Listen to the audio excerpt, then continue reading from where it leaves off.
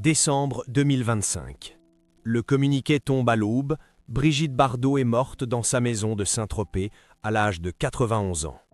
Mais ce n'est pas la fin qui bouleverse la France. C'est ce qu'elle a laissé, ou plutôt ce qu'elle n'a pas laissé. Aucune cérémonie publique, aucune sépulture traditionnelle, aucun mot pour son fils unique, et surtout un testament sidérant, sa fortune, ses droits d'image, sa maison emblématique de la Madrague, tout destiné aux animaux. Pourquoi Bardot a-t-elle effacé son propre héritier?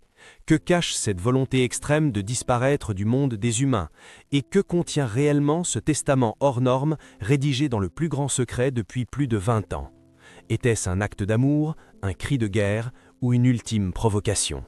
Chers spectateurs, voici l'histoire de l'adieu le plus dérangeant que le cinéma français ait jamais connu. Brigitte Anne-Marie Bardot naît le 28 septembre 1934 à Paris dans une famille bourgeoise de confession catholique. Élevée dans la rigueur, elle découvre la danse classique très tôt et rêve d'opéra plutôt que de tapis rouge. Mais la vie en décide autrement. À 15 ans, elle fait la couverture d'Elle. À 20, elle est déjà surnommée Bébé, une initiale devenue mythe vivant. Pourtant, sous les projecteurs, une rébellion sourbe germe. Cette beauté trop observée, trop désirée, commence à développer un rejet viscéral de la société du spectacle. Durant les années 60, Bardot devient l'incarnation même de la féminité libérée, bien avant l'heure. Mais si le monde l'adore, elle ne s'adore pas.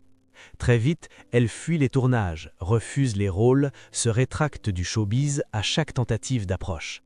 Dès 1973, à l'âge de 39 ans, elle arrête sa carrière au sommet de sa gloire, une décision radicale qui signe le début d'une vie parallèle, loin des flashs, proche de la nature et surtout des animaux. C'est à cette époque qu'elle s'installe définitivement à la Madrague, une villa discrète à Saint-Tropez face à la Méditerranée. Pour certains, c'est un lieu magique où sont nées les plus belles photos d'icônes. Pour elle, c'est une forteresse contre l'humanité. De cette maison, elle mène ses batailles, contre l'abattage des bébés phoques, contre la chasse, contre l'indifférence des pouvoirs publics envers les souffrances animales. Mais ce repli s'accompagne aussi d'un éloignement assumé envers les siens. Avec son fils Nicolas Charrier, né de son mariage avec Jacques Charrier, les liens sont distendiés, voire inexistants. Bardot l'a reconnu publiquement, elle n'a jamais désiré la maternité. Dans son autobiographie parue en 1996, elle le dit avec une crudité glaçante, provoquant un scandale national. Nicolas, installé en Norvège depuis des années, n'a jamais pardonné. Plus le temps passe, plus la distance s'installe. Bardot se radicalise dans ses idées, ses engagements, ses propos. Certains médias la jugent excessive, d'autres la qualifient de courageuse. Elle continue sa croisade inlassablement. Lorsqu'elle frôle la mort en 2012 à la suite d'une infection pulmonaire, elle refuse toute hospitalisation prolongée. Elle veut rester chez elle, avec ses chiens, ses chèvres, ses souvenirs, mais sans visiteurs. À partir de 2017, elle cesse toute apparition publique. Seules quelques lettres ouvertes, souvent polémiques, ponctuent son silence. Elle écrit au président, au préfet, au ministre, mais n'ouvre plus sa porte à personne. À l'intérieur de la Madrague, elle vit comme une résistante solitaire. Et c'est dans cette solitude choisie que mûrit son testament. Ce testament, écrit de sa propre main, puis validé chez notaire en plusieurs étapes, contient bien plus qu'une simple répartition de biens. Il s'agit d'une vision, d'un manifeste, d'un rejet pur et dur des codes de la famille, de la célébrité et même de la mort. En décembre 2025, lorsque sa disparition est annoncée, une chape de mystère entoure les dernières volontés de celle que l'on surnommait autrefois la femme la plus belle du monde. À l'intérieur du document légal, pas une ligne pour son fils, pas un centime pour ses petits-enfants, aucun don au musée ni à la ville de Saint-Tropez. En revanche, une volonté inflexible de transformer sa villa en sanctuaire interdit, une dotation entière à sa fondation et une clause finale interdisant toute forme d'hommage public. Ce n'est plus seulement une actrice qui est morte, c'est un monde qui s'effondre, un monde où les icônes devaient être éternelles, belles, aimantes et généreuses. Bardot, jusqu'au bout, aura été l'exception. Brigitte Bardot n'a pas seulement traversé le cinéma français, elle l'a redéfini. Dans les années 1950, alors que le pays tente de se reconstruire après la guerre, elle apparaît comme un souffle d'air chaud venu de la Côte d'Azur. À 20 ans à peine, elle tourne Et Dieu créa la femme sous la direction de Roger Vadim. Ce film, un scandale au moment de sa sortie en 1956, propulse Bardot au rang de mythe. Le monde découvre un corps, un visage, une façon de marcher, d'exister, que l'on n'avait jamais vu auparavant à l'écran. Les Américains la comparent à Marilyn Monroe, mais Bardot n'imite personne. Elle est Bardot. Entre 1956 et 1973, elle joue dans plus de 40 films. De La vérité de Clouzot à Le mépris de Godard, elle incarne tout à tour la sensualité, la rébellion, l'innocence trompeuse. Chaque apparition publique déclenche des émeutes. Chaque cliché d'elle sur la plage de Pampelonne devient une icône pop. Bébé n'est plus une actrice, elle devient un symbole de liberté. Une femme qui s'habille comme elle veut, aime qui elle veut, se déshabille sans honte et parle sans filtre. Mais ce que le public ne voit pas, c'est l'envers du décor. Derrière les sourires, les robes légères et les séances photos, Bardot vit sous pression constante. Elle est scrutée, traquée, marchandisée. Les paparazzis campent devant la madrague, la harcèlent en vacances, suivent chacun de ses amants. Mariée 4 fois, notamment à Roger Vadim et Günther Sachs, elle n'a jamais connu la paix conjugale. Les histoires d'amour s'enchaînent, souvent passionnées, toujours douloureuses. Sa relation avec le photographe Sacha Distel, son idylle avec Samy Frey, son mariage éclair avec Bernard Dormal, autant de chapitres sentimentaux que la presse people dévore sans jamais en comprendre la solitude sous-jacente. Bardot devient une marchandise. Et peu à peu, elle commence à rejeter ce qu'on attend d'elle. Dans les années 60, alors qu'elle est au sommet de sa gloire, elle souffre de crises d'angoisse sévères, de dépression, et tente même de se suicider. Mais aucune de ces failles n'est racontée à l'époque. L'image de Bébé doit rester parfaite. Le public, avide d'évasion, refuse la complexité. Elle, au contraire, ne supporte plus l'hypocrisie. « Je n'appartiens à personne, je n'appartiens qu'à moi-même », déclare-t-elle en 1969 dans une interview devenue célèbre. Et c'est justement à partir de cette déclaration que Bardot bascule. Elle commence à faire de la cause animale une priorité. En 1973, à 39 ans, elle annonce qu'elle quitte le cinéma. Une décision incomprise, choquante, que même ses proches ont du mal à accepter. Mais elle est catégorique. « J'ai trop donné, j'ai trop souffert, j'ai besoin de silence ». Le silence qu'elle trouve à la madrague est celui d'une nouvelle mission. Dans ce havre qu'elle protège comme une forteresse, elle recueille des dizaines d'animaux, organise des campagnes, interpelle les gouvernements. Elle fonde en 1986 la Fondation Brigitte Bardot, qui deviendra l'une des plus influentes d'Europe dans le domaine de la défense des animaux. Son image change. D'icône sexuelle, elle devient militante intransigeante. Ses lettres au président, ses tribunes, ses coups de gueule contre la corrida, le halal, la chasse, tout cela fait d'elle une figure redoutée et écoutée. Pourtant, derrière cette posture combative, certains amis évoquent un mal profond. Le refus de vieillir, le désamour du public, l'exclusion volontaire de son fils, autant de blessures ni la gloire passée ni les victoires militantes ne peuvent vraiment apaiser. Mais Bardot ne veut pas de compassion. Elle veut qu'on respecte son choix, celui d'avoir préféré les bêtes aux hommes. Les dernières années de sa vie, elle ne les vit pas comme une retraitée mélancolique, mais comme une femme libre. Libre de dire non, libre de disparaître, libre de faire ce qu'elle estime juste. Et c'est cette logique implacable qui la pousse à bâtir un testament à contre-courant de toutes les étampes. Car pour Bardot, l'héritage ne se mesure pas en euros ni en souvenirs familiaux, il se mesure en cohérence, en fidélité à ses idées jusqu'au bout. Lorsque les médias dévoilent les premières lignes du testament de Brigitte Bardot, la France est sous le choc. Ce n'est pas seulement ce qu'elle lègue et qui interpelle, mais surtout ce qu'elle ne lègue pas. Aucun mot pour Nicolas Charrier, son fils unique. Aucune mention d'héritier humain. Le document, long de 35 pages, est à la fois précis, militant et profondément dérangeant. Il est, à vrai dire, le miroir exact de sa vision du monde, sans concession. Tout commence par un préambule qui sonne comme un manifeste. « Je suis né libre, j'ai vécu libre et je veux mourir libre. » Suivent les instructions. La madrague, sa maison de cœur à Saint-Tropez, ne devra jamais être mise en vente ni transformée en musée.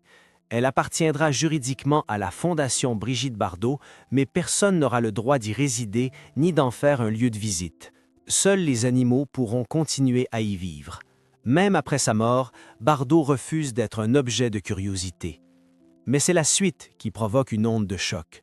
Tous ses biens mobiliers, bijoux, œuvres d'art, redevances sur ses films, droits d'image, royalties de ses disques sont également transférés à sa fondation. Pas un centime pour sa descendance, pas une phrase d'apaisement, pas de justification non plus. Ce silence, pour certains, est plus violent qu'une exclusion explicite. Les tabloïds s'emparent de l'affaire. Le Parisien titre « L'icône dit adieu à son sang ». Le Figaro s'interroge « Peut-on déshériter moralement un enfant ?» Pendant ce temps, les réseaux sociaux s'enflamment. Certains crient au scandale, dénoncent un abus de pouvoir testamentaire, une vendetta posthume. D'autres saluent son intégrité. Elle a vécu pour les bêtes, elle leur lègue tout, quoi de plus logique? Nicolas Charrier, lui, garde le silence. Installé depuis les années 90 en Norvège, il a toujours évité les caméras, les interviews, les projecteurs. Mais une source proche de la famille confie anonymement à France Inter « Nicolas n'est pas surpris. Depuis des décennies, il ne fait plus partie de la vie de sa mère. Ce testament, c'est la continuité d'un abandon réciproque. » Le cœur du scandale réside toutefois dans la stratégie juridique que Bardot a mise en place. Pour empêcher toute contestation, elle a fractionné ses décisions. Plusieurs actes notariés, étalés à 20 ans, validés à des moments où sa santé mentale était irréprochable. En clair, même si Nicolas Charrier décidait de porter l'affaire devant les tribunaux, il n'aurait aucune chance de renverser la mécanique. Bardot a verrouillé son héritage avec la précision d'un avocat chevronné. Mais une clause en particulier relance le débat éthique. Bardot y exige de reposer à la Madrague aux côtés de ses chiens et chats disparus. Elle demande expressément une inhumation sur son terrain privé malgré l'interdiction stricte de la loi française en la matière. Elle va jusqu'à stipuler qu'aucun monument, plaque ni inscription n'accompagnera sa tombe. « Je veux redevenir poussière parmi ceux qui ne m'ont jamais jugé », écrit-elle. Cette demande soulève une impasse légale. Le préfet du Var est saisi. La mairie de Saint-Tropez refuse de commenter.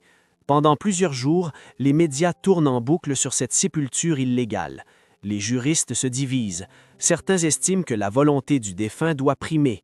D'autres rappellent que la loi s'impose même à des icônes. Plus troublant encore, selon une enquête menée par Mediapart, Bardot aurait commencé dès 2004 à transférer discrètement certaines propriétés secondaires à des associations tierces afin de contourner d'éventuelles contestations futures, ce qui, dans l'univers très codifié du droit successoral français, frôle la provocation. Des voix s'élèvent enfin dans le monde du cinéma.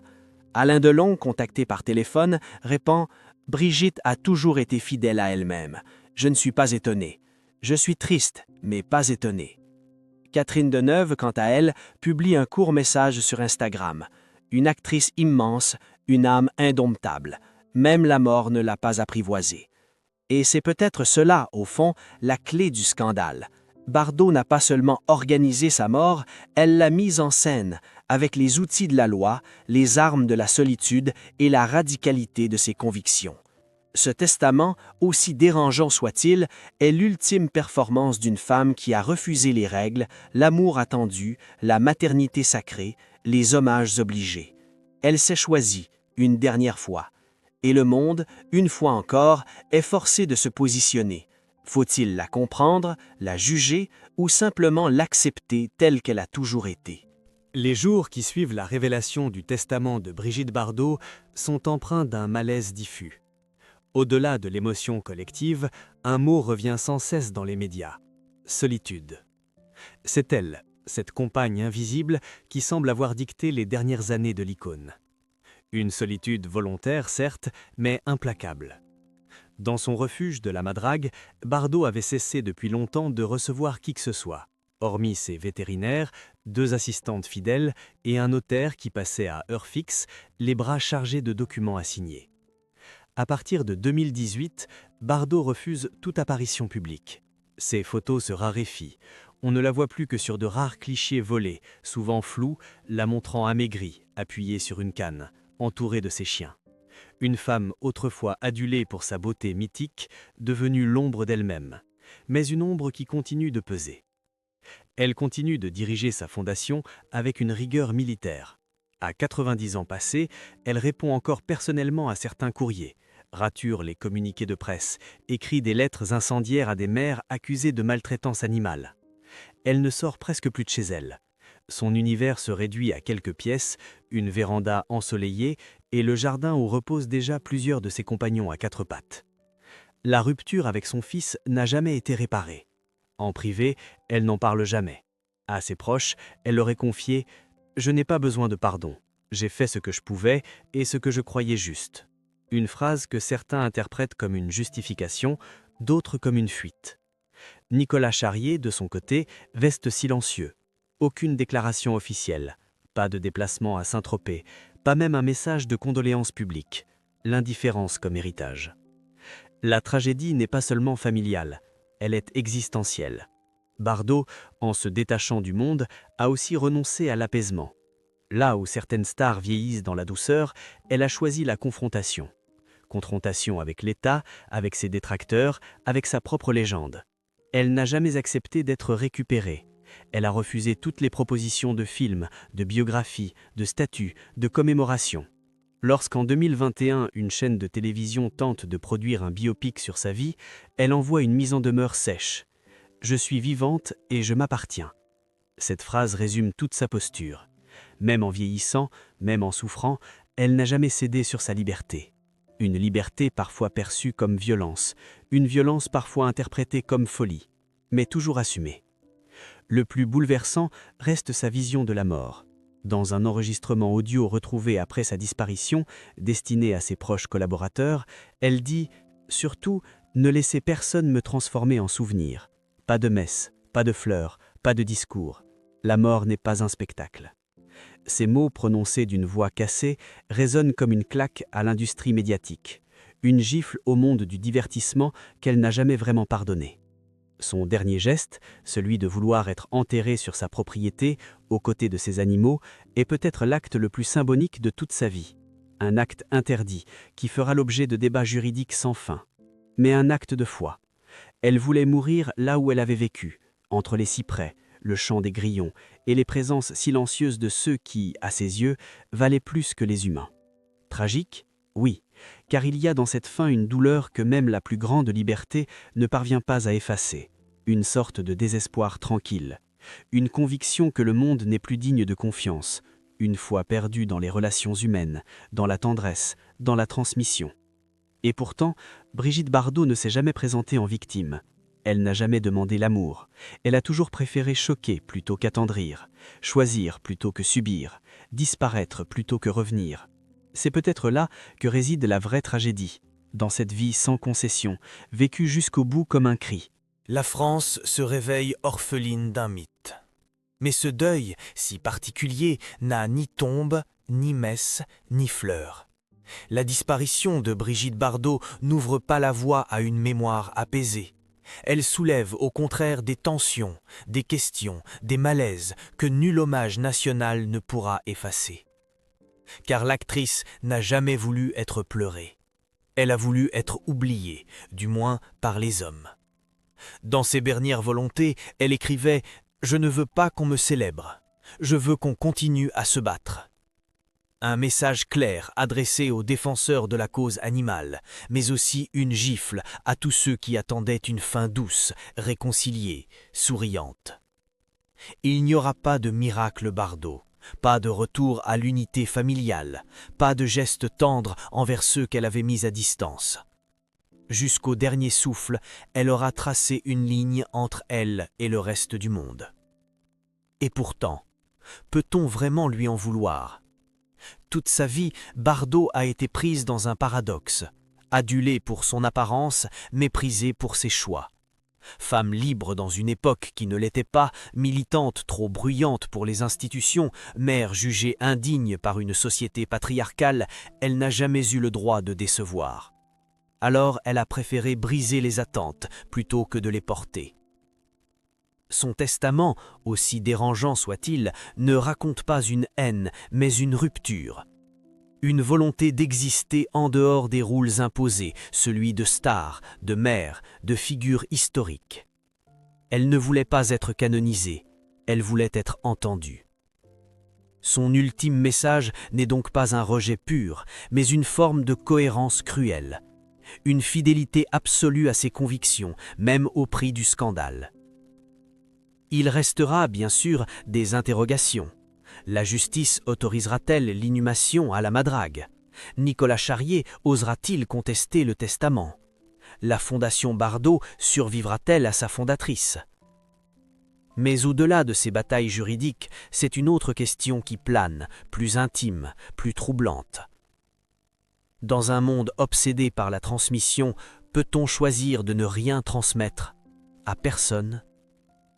Peut-on quitter la scène sans laisser d'héritier, ni de musée, ni de mausolée, mais seulement une idée, une révolte, un refus? Et cette idée, aussi inconfortable soit-elle, n'est-elle pas aussi précieuse qu'une statue de marbre ou une fortune familiale? Brigitte Bardot nous lègue une absence, une béance volontaire, un vide criant, comme un miroir tendu à notre époque. À nous de savoir quoi en faire. La pleurer, la critiquer, l'imiter, ou tout simplement l'accepter dans son intransigeance, dans son courage, dans son isolement. Et se demander, en silence, que signifie vraiment partir libre.